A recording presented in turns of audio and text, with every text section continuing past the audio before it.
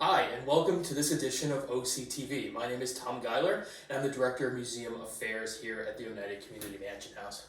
We're coming to you live from the sleeping room at the United Community Mansion House. This is where a lot of community members would have spent their nights.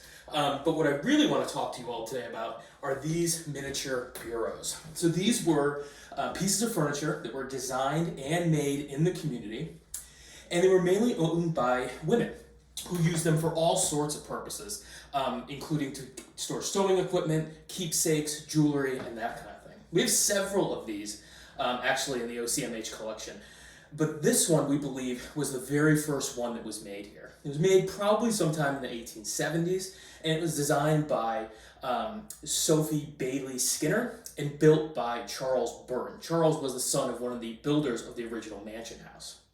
So, what I want to talk to you about today is I'll pull one of these drawers out, and you can see it's handmade, because you can see these baby little dovetails here, and it's all made out of black walnut, which if you've ever visited the mansion house, you know we have some amazingly tall and beautiful black walnut trees.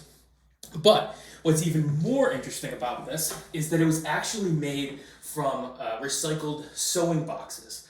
The community would ship spools of thread for sewing machines in black walnut boxes. So they just repurposed one of those boxes to make this miniature bureau.